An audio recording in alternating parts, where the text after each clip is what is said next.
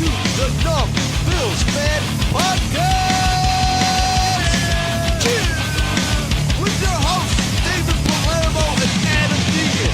Find us online at numbbillsfan.com.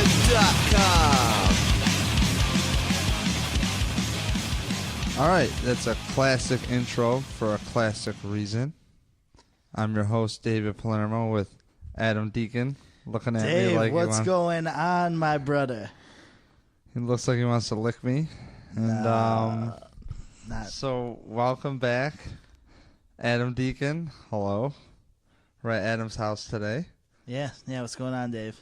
So pretty much business as usual with the Patriots and business. Yeah. I want to call it that. They gave us the business. Yeah, the title of the podcast is number 163, Catching Up with Adam Deacon After a Soul-Crushing Bills Loss to the Pats. And would you say it was soul-crushing? Oh, I crushed my soul in advance. It wasn't even... I was over it before it was even over. So that's what I'm saying. Business as usual. Yeah, I mean, shit. What's his name there? Shithead guy. He just broke that record for most wins against any single opponent in NFL history. Hate Tom Brady. I do too, and hate Tom Brady. And I'm not one of these guys who's like, "Oh, you got to respect his game." No, I don't got to respect nothing. I've said that before. He's a little crybaby. He's out here throwing tantrums and just reminding me of every reason why I don't have to respect the guy. Yeah, and it's weird to see Tom Brady chewing. I retweeted one of when I was in the stadium. I retweeted somebody that had the video of Tom Brady chewing out McDaniels, and it said asshole. And yeah, I'm saying like.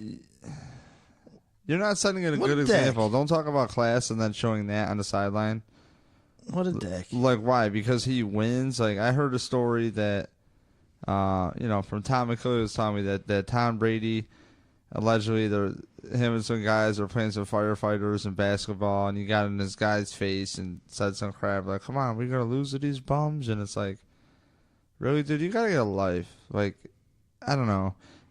But here I am saying that, and in men's hockey, when I'm learning the game, I'm like yelling at the coach that is nice enough to not get paid and to show up and like teach me how to play hockey. And I'm like, Joe, you're not watching what's going on, man. We shouldn't be paired out like this, dude. I am covering the point. What are you talking about? We're only out there for 20 seconds. No, man, they scored a goal. No, and it's like, so it's one thing for me to talk. Yeah, no, but straight up and down. I don't trust anybody who builds themselves like a hyperbolic chamber to sleep in. Like, I don't know. I just think he's cutting edge with his nutrition. I mean, look at Eli Manning. He just still looks like a noodly. Yeah, he's still a slouch. Yeah, where Tom Brady did look like a doughboy, and he kind of undough'd. Not like a fat doughboy, just like he didn't have a beach body at the combine. You know what I'm saying? No, I got you. So, I mean, I can't say anything. I mean, I'm like two doughboys in one right now. That happens. But you make donuts, so it's like... Yeah, but I don't eat them. I just make them. I mean, I eat them sometimes. I would. They're good. So Tom Brady is an interesting character, and it's just weird that, the Bills' defense, I have to give them... we'll touch on a couple topics real quick that we're going to touch on and dive into them. But what we're going to get into today is, if you want a quarterback breakdown, I'm going to tell you right now, I have Kevin Masuri lined up for either tomorrow or Wednesday. So Tuesday, Wednesday, Kevin Masuri from Locked On Bills, part of the Grandstand Sports Network that we're on. So yeah, it's always a good episode. Yeah. It's always a good episode with Kevin. He just knows what's going on, and I trust his judgment. He's a big Tyrod guy. I am a Tyrod fan, but, after today, if you're looking for a more in-depth thing with Tyrod and quarterback situation or whatever, again, look forward to a more in-depth Patriots breakdown. Today, we're going to cover three topics, though, which are obviously the Rob Gronkowski cheap shot, and what that means to me is, you say defend your dirt. We'll dive into that in a sec. The defense, keeping the Bills in the game, the entire game. Also, the offensive struggles, and I'll touch on Tyrod a little bit with that, obviously.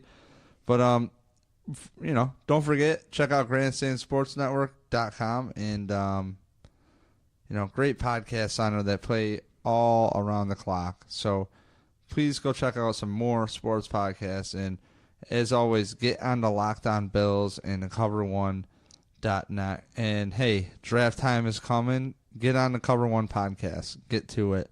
And not only do they cover draft prospects, they also cover guys, how they're panning out.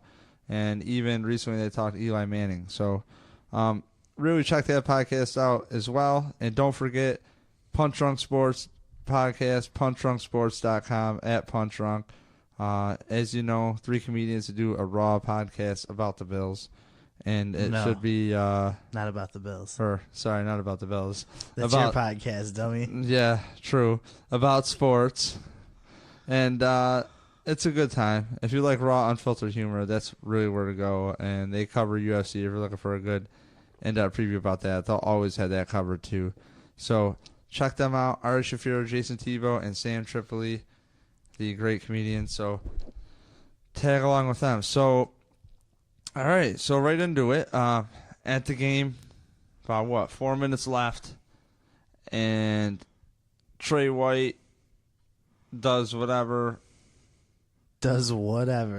Ends up. He's out there footballing. He's out there footballing, allegedly pushing Gronk off. Who, have you seen the team get away with more push-offs than the Patriots? I don't know, but long story short, Trey plays over. Dude touches him out of bounds. Gronkowski comes up to him after he's already not even looking at him, sitting down, and just does a little shake, literally like WWE. Looks at him. There's 2 different camera angles on it. Looks at him. His eyes get big, and he just drops his shoulder into his head and squishes it into the turf. And now the Buffalo Bills' first-round draft pick is in concussion protocol from a guy who is from Buffalo and understands the pain that this city's already gone through. You know what? And you want to do that? I don't buy all these Bills fans who are like, oh, I like Gronk. He's a Buffalo guy. Nah, you know what? You know what I'm gonna say here. Yeah. Again, same thing with the other guy. I don't gotta like him. I think he's an obnoxious dick. And that just kind of capped it off. I mean, this game was in the bag. He had nothing to gain. I mean, unless he's trying to not see him again in a couple of weeks. But you know what I mean? It's so cheap. And then did you hear his apology? No. Oh, it was great. His apology was along the lines of, I'm apologizing to number 27. And whenever I hear about somebody calling somebody else out by their number, that to me is a sign of not respect. It's almost more disrespect because you don't know their name. But then he did say Tre'Davious White later on, his apology.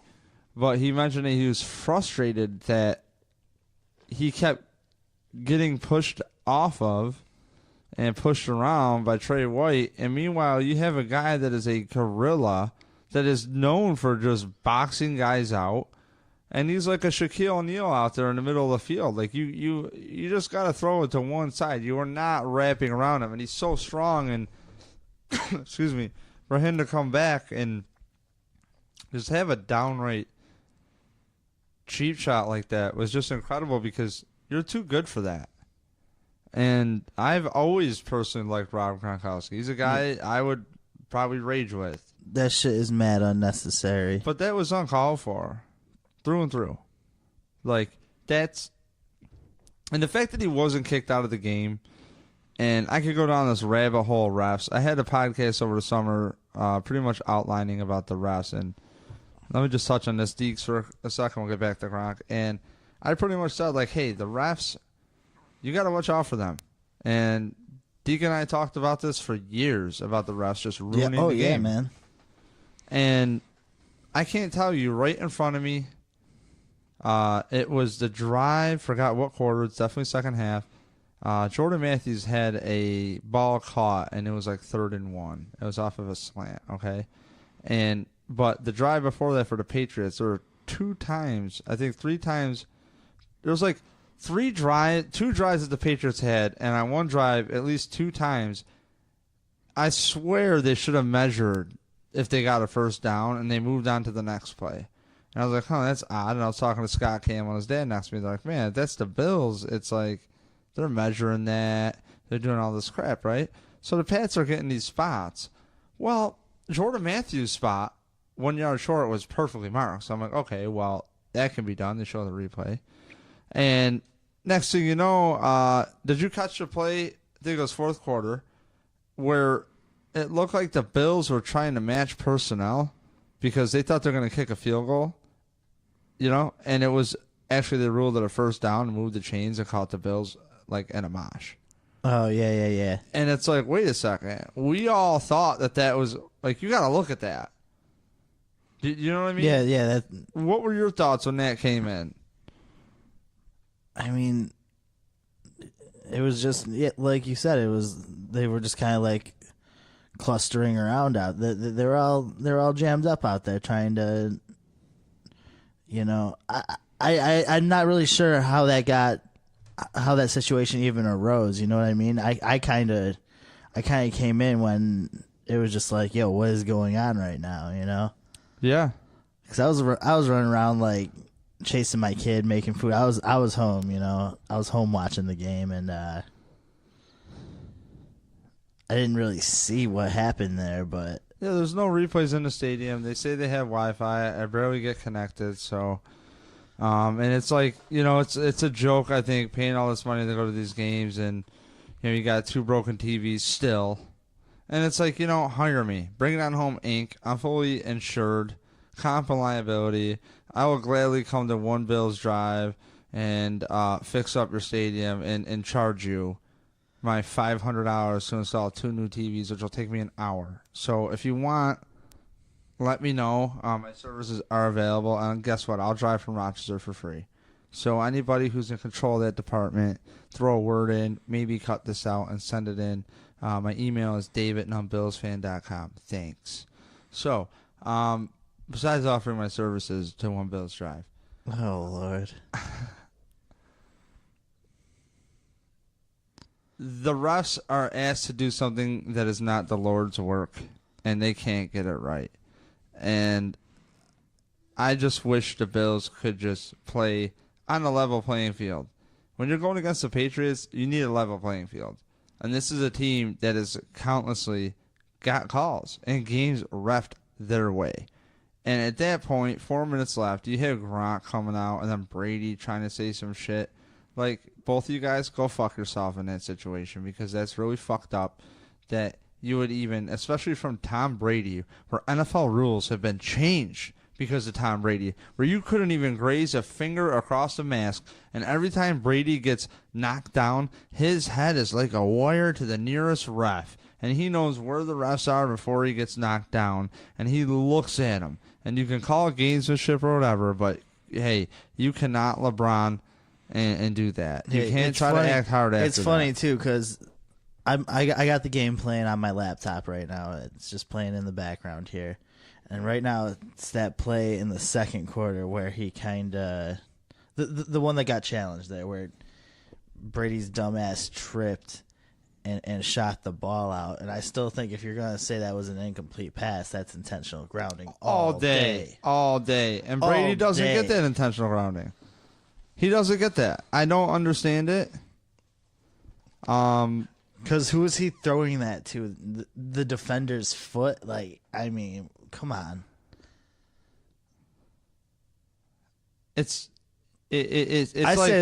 I say forget all of that. Let us scoop up that fumble and score on that play. How about them calling a couple plays dead? Like, let Tyrod run that ball all the way out. I don't know if he was out or not. How far out was he? Pretty out? He was like barely. Barely? I mean, barely. Like, So you think the refs kind of got lucky calling that out? like his foot was probably in, but like The color of if, the thing. If he was barefoot, he was in, but he had a shoe on, so he was out. Like, Really? thickness of the shoe leather. They were, and it's like they're so quick to call the flags dead, or to call the plays dead for the Bills, at least. And it's like, you know, it was a very physical game. You know, very, very, very physical game. But it's just, You know, not to get off topic, but could you imagine if all these dudes just played barefoot?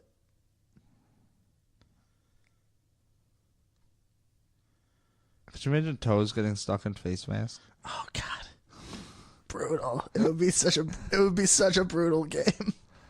Just UFC stomping their feet out. Like, that's just like a thing. Just taking a helmet and diving on their feet. Hammer fisting their feet right on the ground.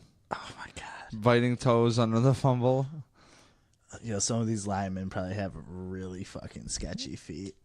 Probably, man. They're probably really strong feet, too, I'd bet.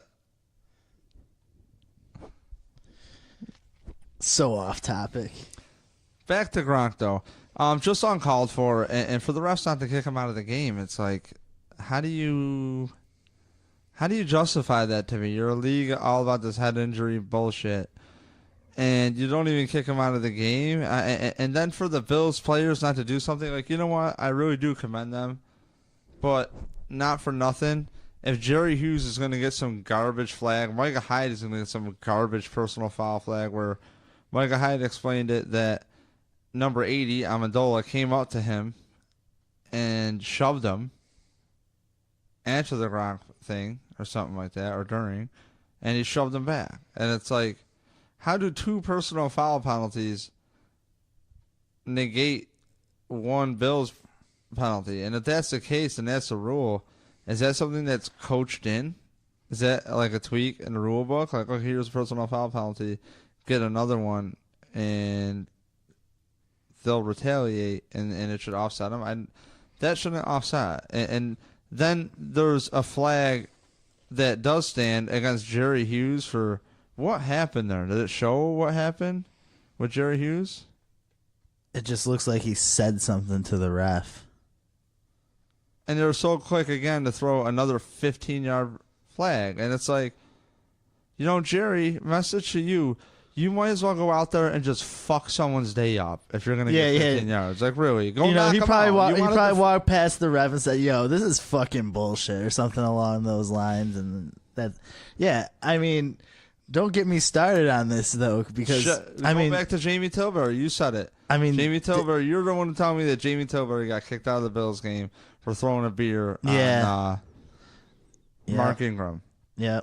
Right? But no, here's the thing. If you're talking over here about if you're going to get the penalty, like, let's go out here and rock these dudes. I'm a wrestling fan. Like, I would be like, whatever. Like, what are they going to do about it? Turn this shit into the Royal fucking Rumble. Like, run your bench over to their bench. What, you know? This is gonna be like a hockey game on grass in a minute. Like, and you know, they got to start doing that. I don't understand how this team just allows. I mean, come on. The year the Jets came in, different players, but you know, the year the Jets come in with Rex Ryan and Tomlinson goes, LT goes. It's the same old Bills. You know what they did? I took offense to that. And you know what they did? They knocked the Bills around. The Dolphins take out Aaron Williams. They do nothing. They absolutely do nothing. You know what I'm saying? And it's like, it's a neck injury. Right. They do absolutely nothing. No. This team needs to be built. You know what, though? Unpopular opinion, like, I still say that was kind of just like a bad case of Aaron Williams not getting his head around, like, dude, really? Because that guy, like, they got another penalty similar, didn't he? And I think this year. But still, I don't think that dude was like, yo, I'm gonna try to kill this guy. I think it was just like he wasn't looking, and then when he was, it was too late. You know what I mean? I don't know, man. These players know when guys got injuries, and they do target it. You know that too. So. Well, I mean, there's definitely instances where that is the case, but I just don't think that was one of them. either way, Again, unpopular. either opinion. way, the team's not doing shit about it. That's the beef I got. It's like Buffalo's supposed to be this tough place to play. It used to be a juggernaut place to play. You got ex-Bills players talking openly. You know, the 90s greats talking openly, saying like, yeah, that's unacceptable. Allegedly, Jim Kelly was on the radio. I didn't hear it. And it's like saying like, yeah, they should have retaliated, did something. Yeah, I mean, right? You got to stick up for your squad for sure. If you're going to get a flag for saying something, you might as well grab him by the face mask and launch him. Right. Do something. I know it's not popular. It ain't PC. It ain't. Yeah, well, if you really want to pick apart doing it for the kids or not, I could show you a lot of examples of the NFL not being a good company and something that maybe sports really isn't the thing your kids should look up to. Maybe it's not. Because for me, I looked at Michael Jordan and I thought if I didn't have it out of the box, and in the 90s I didn't have access, I didn't know he had to really work. You know what I mean? I thought you just had it or you didn't. And it's kind of discouraging. And sports might not be the spot for role models. It might be. But to play judge and jury and set the standard and, you know, of concussion protocol and this and that, and every year we keep talking about the same thing, which is these refs just ruining games. There's no integrity in this sport. There's no integrity in the NFL. No. You know, like every week is Military Appreciation Week. Like, that's cool. I respect and love the military. But it's like, are you guys trying to cover up so hard for getting paid off? Like, I don't understand. Like, it's just some weird shit. So, you know, I've been going to games for a while, and I don't remember every year something to do with the military. And it's just weird. Like, the NFL is just really weird. You know, they don't do the breast cancer thing anymore. You know, like, it's a weird, sleazy organization. And, you know, here we are playing WWE, and it just seems like the Pagulas haven't figured out what refs to pay off yet or something. And, you know, the Bills can't even get a level playing field. It's not the refs' fault they lost. All right? That's not my point here. My point is enough is enough. This is stupid. The Patriots have never had to face adversity of what, a 5-5 record. When's the last time they've ever had to do that? You know, when have they ever been 6-6, or you know what I mean, like an 8-8, a 7-9, and actually had to face adversity? No, because what people to do is just they've never had to like slide in on the wild card, you know. But there's like 2-3 games this year where they should have lost, and the refs blew it, and they got the win. Oh, that Jets game, I mean, the refs definitely altered the outcome of that Jets game. And you could also say the Texans was a close one as well. So it's like they're squeaking away, and next thing you know, they are 10-2. And we forget about the 3 sketchy wins they got in there. You know, oh, they just play. Well, what happens is if you're a player, you're a team. You get to build confidence. You know, people love Tom Brady, but like when you don't get touched and you essentially play football your whole career as if you have a red jersey on in practice, and thanks to Bill Polian over there in Indianapolis on the competition committee, when you had Peyton Manning, they loosened up the rules on hitting quarterbacks, as in like they started protecting them. You know, now it's a quarterback-driven league. Why? Because, well, at one time when you had more practice time, you could develop guys. You could have them make adjustments. You drafted a guy high. And now it's like, well, if you're the NFL, these old franchise quarterbacks are dying. They're going to be extinct soon. I wouldn't be shocked if the NFL has been trying to pay the Patriots, Drew Brees, Tom Brady, Saints Super Bowl thing. You know, like, why not? Honestly, I would love to see it. And I hope the Saints just kick the absolute shit out of the Patriots. But that's the way it could shape out. You know, and it's like, if you go by what's going to pay the bills, that's going to pay the bills. Phil Rivers in the playoffs in LA, that's going to pay the bills. Do you know what I mean? Like, I was watching the Cowboys game, dude, and the Chargers, and I swear, man, the Chargers were getting away with murder defensive back-wise, and the Cowboys, you know, all down and out because of Ezekiel Elliott, right? Yeah. The Cowboys, not a good PR thing. And, the manager, Jerry Jones, put whatever conspiracy spin you want here. Could they have a reason to maybe call more pass interference on the Cowboys' corners? You have, again, a franchise quarterback, Phillip Rivers. He doesn't have a ring. Now we got controversy. We're getting these playoff matchups, and everything is driven by media. These companies are enormous. And, the advertising space is enormous. I mean, just look at our health for what advertising has done to this country. Yeah, no, I mean, you can't rule out any of that. You can't rule out any of that because, like you said, Jerry Jones started getting loud about, about things at the league level. And so now, the guys at the league level are probably like, yo, fuck Jerry Jones. And can you blame it? You know what I mean? No, but at No, the same time, no. it's like years of bullshit going by. It's like the amount of a pull that Robert Kraft has, and the fact that a guy like an Ernie Adams is even allowed around the Patriots facility is crazy. The fact that Bill Belichick even has a job after the cheating scandal is crazy. The fact that Josh McDaniels got fired from Denver and guys are permanently banned from the NFL from that operation of cheating again.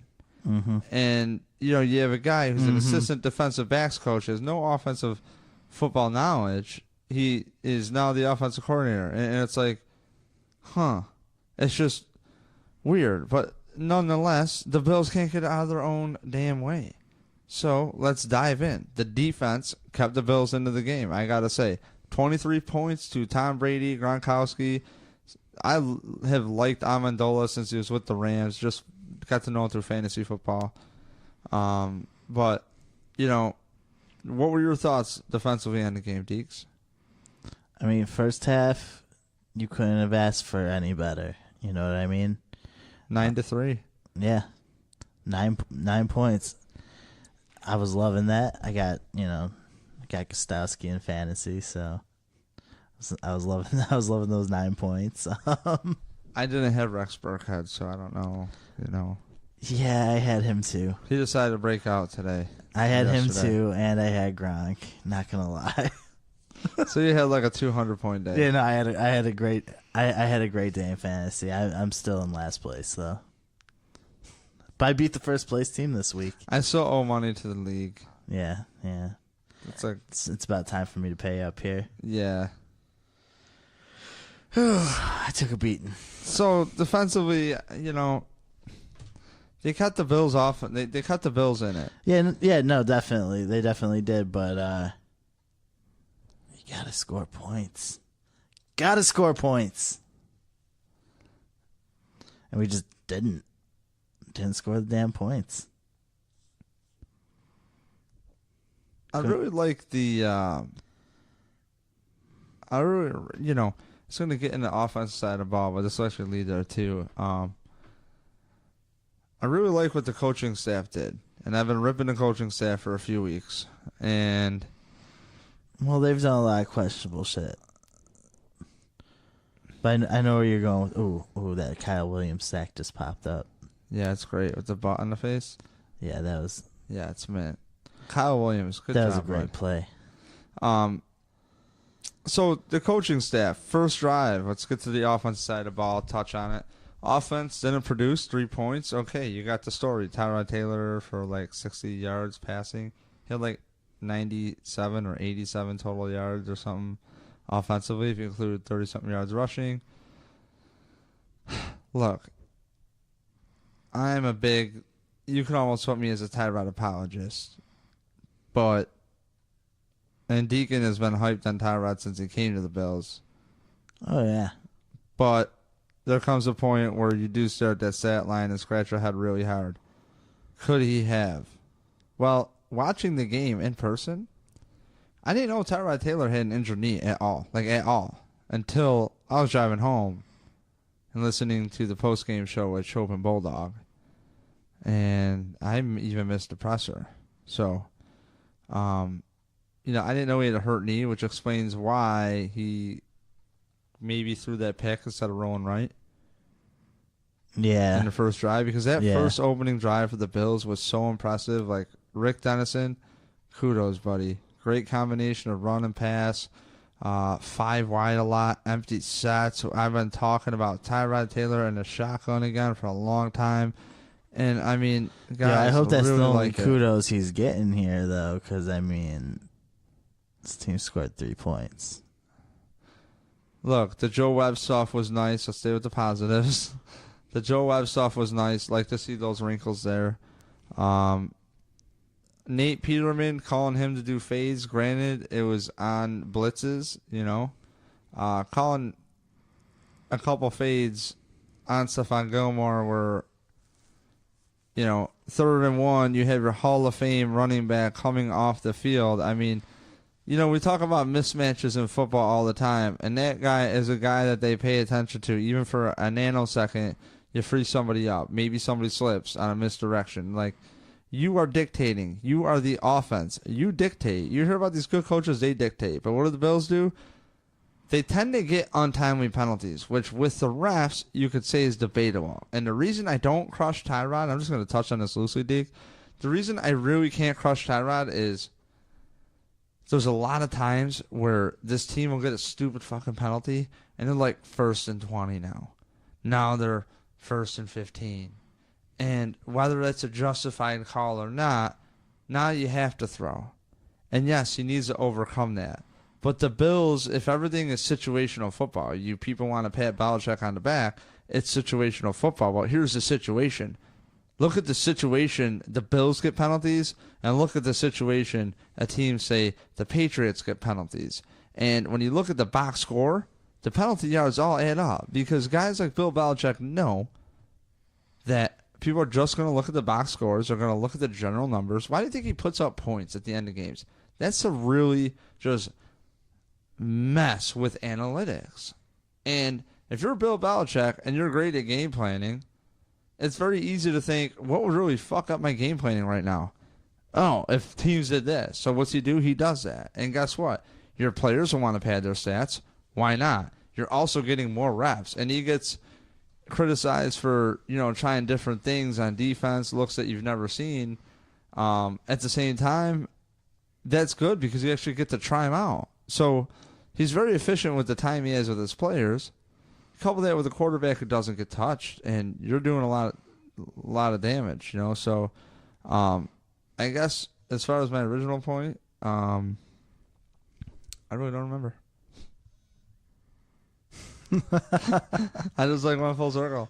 I just really think that it comes down to coaching and adjustments overall with this game, and it's just another glaring thing where some of these timely play calls, untimely penalties, and the penalties the Patriots get, they usually don't even out. They might in the box score, but when they happen, it doesn't matter. Because Tom Brady is a very emotional player, heat of the moment, right? Why is he not bitching when there's a holding call? I believe the same drive that the Gronk thing happened, like 4th quarter. Why is he not crying about that? Because it doesn't matter to him. He's done this a million times. It doesn't matter. You know, to me, that says maybe he's used to these penalties being evened out. It has to be, right? I don't know. Am I reading into this too conspiracy-y?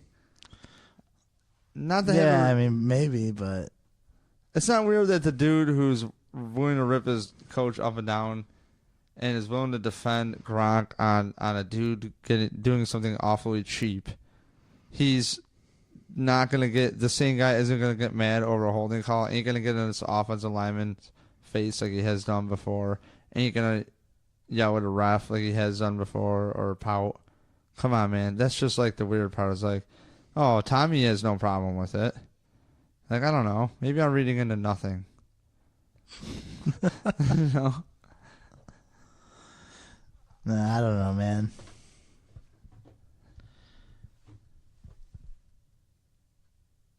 What do you think, though? Like, do you think the Patriots are just that good? I mean, I think they're good, but I think that when you have confidence and you're used to things going your way, it's easy to go into work the next day.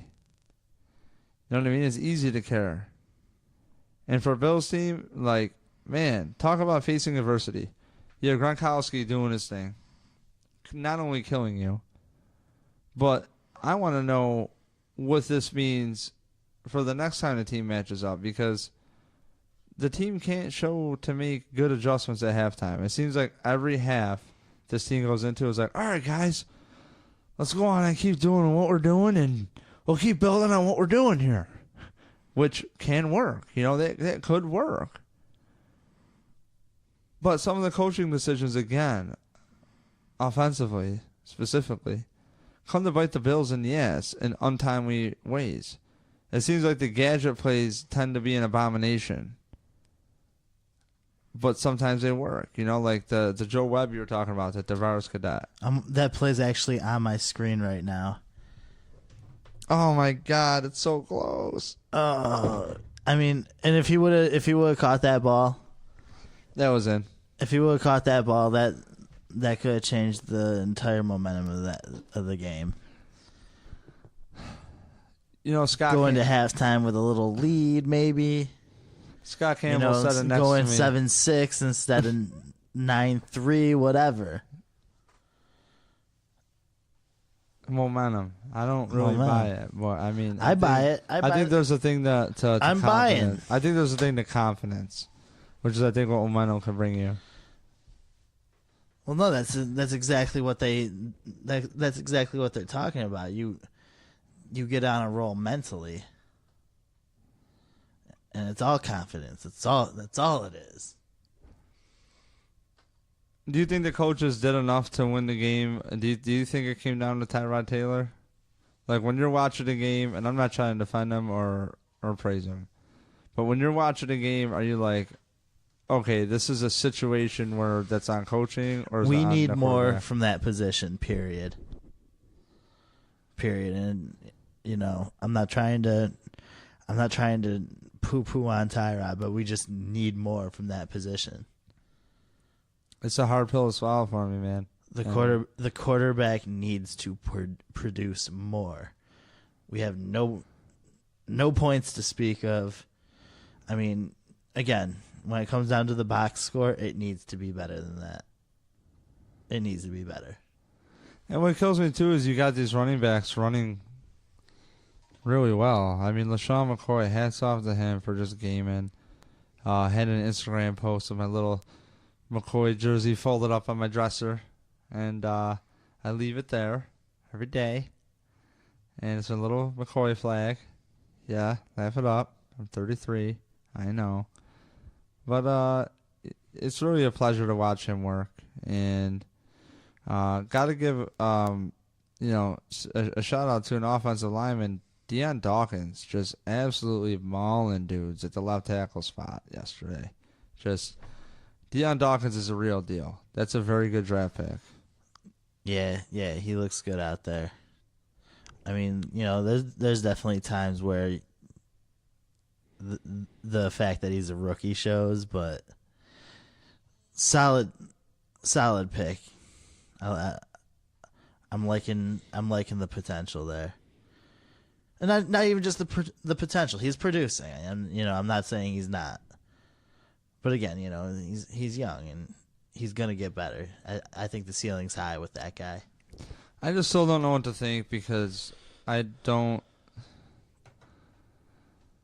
know. It's getting scary. It's almost draft talk time, and I hate it. And here we go. The Ravens won again, so they're up in the Bills. Yeah, that's bad news. Yeah. So again, the Bills control their own destiny. You look back at a Carolina game where they could have won. You look back at a Bengals game that they could have won. It's these early losses that come to haunt you. And to flip it, it's like if the Patriots lose those games, they're facing more adversity. Maybe they actually crumble, but it doesn't happen. So it's like a tale of two different stories here. Look at it from two different perspectives. That's the beauty of being a fan of a franchise that's lost for so long, is you have this perspective, but flip it on your head. I mean, come on, man. There's these people with Tom Brady jerseys. They're not even watching a man on the field play, and us Bills fans will sit out there and cheer on Brian Brom, which, for you Peterman fans, I don't understand. On a side note, like, this guy plays not even 3/4 of football, and he throws 5 picks in 30 minutes. And actually, yeah, less than 30 minutes. And this kid is just, you got to put him in. He's way better than the other guy. It's like, man, he almost threw a couple picks yesterday too. At the same time, he also hit some guys in stride, and the ball fell off their hands. At the same time, I don't know why he's not throwing deeper. And when he has an overthrow in the end zone to a guy who's open, you know what I get from Pyramid fans around me? Silence.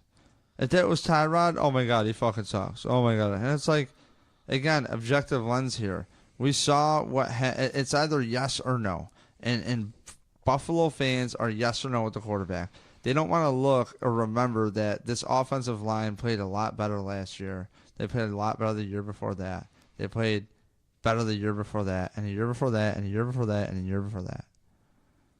And there's already been enough talent on this team to work at the offensive line spot. The coach has changed it. We're going into a draft. I don't know what to do.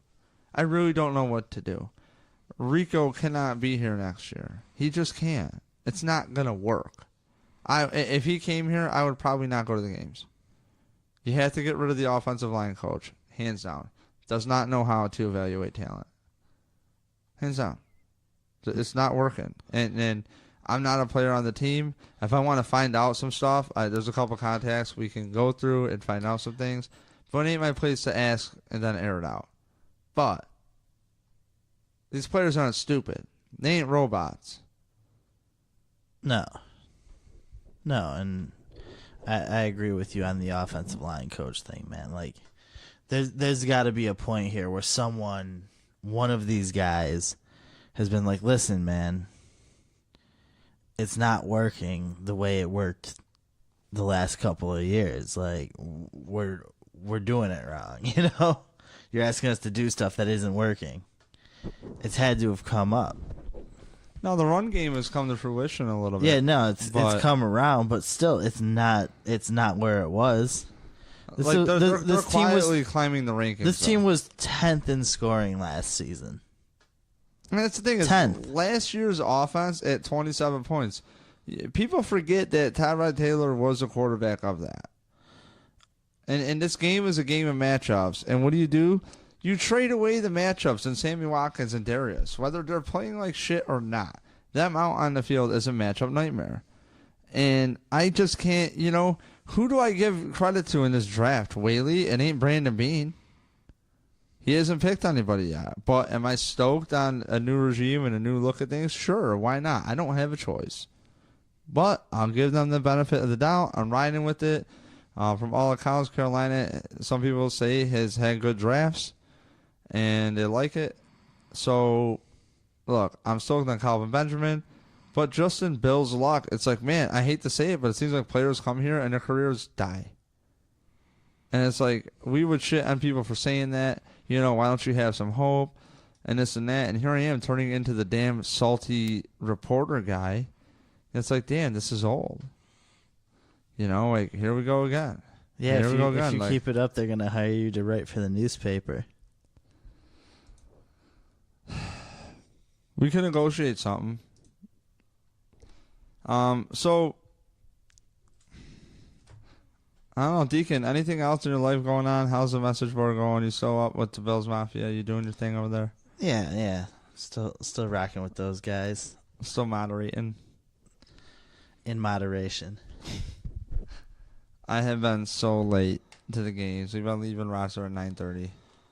Actually, I almost was late today, last game, because Drunk Dean, your favorite drummer, my favorite decided drummer, to be, by default, decided to be late 20 minutes, but he brought his dad, which is good. Oh, Rich is the best. Rich is the man. Love Rich. My favorite guitarist. Love Rich. Oh, we jammed afterwards, too. Rich is good. I like Rich. But, yeah, we were driving there, and then Dean had to stop and take a doogie, and he took like 20 minutes. I'm not surprised. That's short for him. Yeah, my girlfriend wanted to get some ice cream, and I'm like, no, we don't have time for Cold Stone and Robert How We Were, or Dunkin' Donuts, Baskin Robbins to fold it all. I don't need to wait for this ice cream to get folded on this stone. And meanwhile, we're waiting for Dean to come out of the can. And it's like, don't hate on Cold Stone, man. It's worth the wait. It's actually Baskin Robbins. Whatever. I'm just saying, man. I think Dean's a good guy. You know, he's a good guy. But because Hayward lost my season ticket card, I have to now go to the thing and get a ticket every time. So I haven't even had time to go to the Rep until tailgate and really bullshit around. So I'm getting to these games at like 11:30. Which I think we got there at 12:10. Can't you just go online and print that out? Yes, but I have to go on the Bills website and figure all the login information out. It's kind of a pain. Long story short. Just click on forgot my password, you asshole, and get on with it. Look, man, by the time I think about it, it's too late, okay? It's kind of like herpes. It's just, oh well. You know what I mean? Just deal with the burn. Is that's how you handle your herpes? From what I hear. Can't confirm nor deny. But yeah, there's no herpes here that we know of. I haven't. Good. Oh my God. Good for you. I love you. Okay, so anything else on the Bills? Like anything else in this defeat? I'm about good here. I'm gonna dive in deep with commentary. The Bills are like herpes. Do you think there's any hope for them to get into the playoffs or no?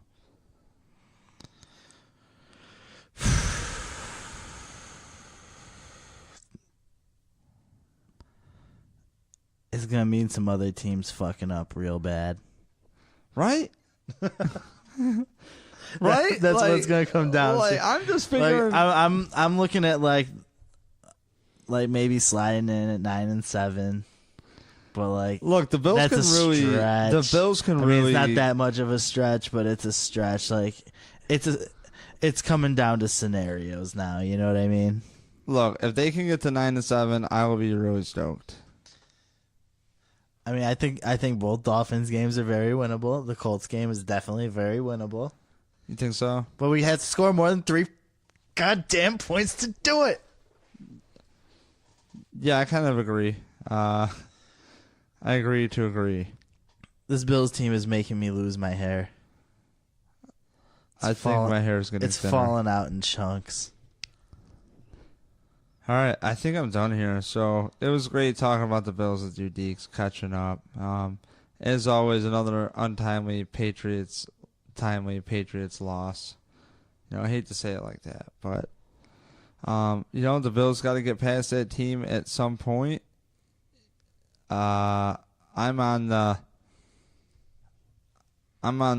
fence of some people might think I'm nuts, but I think there's some shit behind the scenes. I don't know what it is. But I'm on the detail.